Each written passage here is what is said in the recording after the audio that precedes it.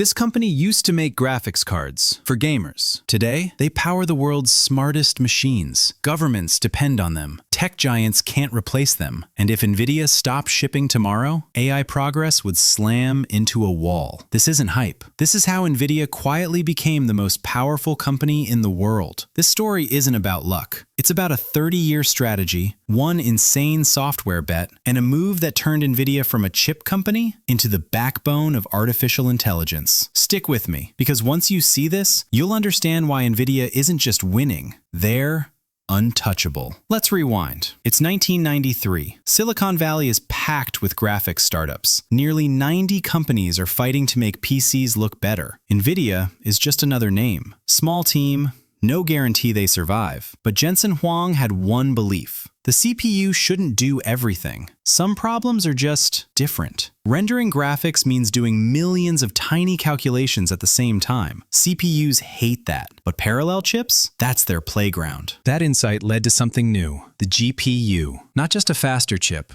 but a different kind of brain. CPUs think in straight lines. GPUs think in crowds. By the early 2000s, Moore's Law was slowing down. CPUs were getting hotter, not smarter. But GPUs? They scaled sideways. Thousands of cores. Same math, over and over. And here's the part almost no one noticed. The math used to light up pixels is the same math used to train neural networks. Then NVIDIA did something borderline reckless. CUDA let developers program GPUs like normal computers. No hacks, no graphics tricks. Just real code. C++. But here's the catch. NVIDIA baked CUDA into every GPU, even cheap gaming cards. Wall Street hated it. More silicon, higher costs, lower margins. But Jensen wasn't selling chips. He was planting landmines for competitors and building a home for developers. They gave GPUs to researchers, backed PhDs, helped scientists accelerate anything that involved math. 2012. 3 researchers enter a computer vision contest called ImageNet. They train a deep neural network called AlexNet. Everyone else uses CPUs. AlexNet uses 2 NVIDIA GPUs. The result? A blowout. Not a win, a massacre. That's the moment AI went from theory to reality. And Jensen saw it instantly. He realized something terrifying and incredible. AI isn't software. It's a new way of writing software. And GPUs were the engine. NVIDIA didn't stop at chips.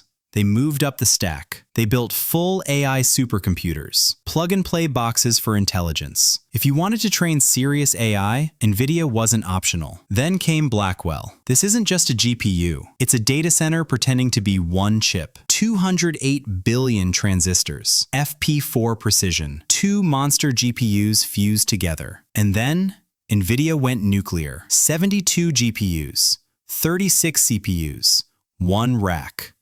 So powerful, it needs liquid cooling. Here's the trap. Once a data center is plumbed for NVIDIA's system, switching vendors isn't a purchase decision.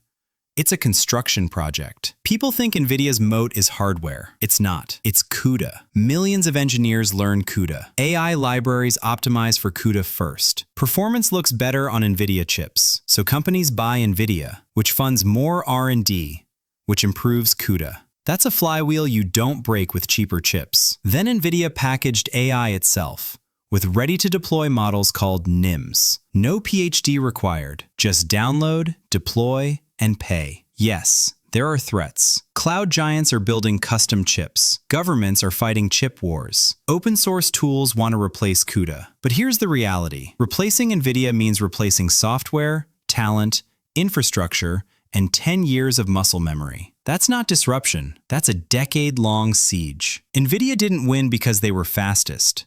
They won because they were patient. Lesson 1. Build for developers first. Lesson 2. Own the full stack. Lesson 3.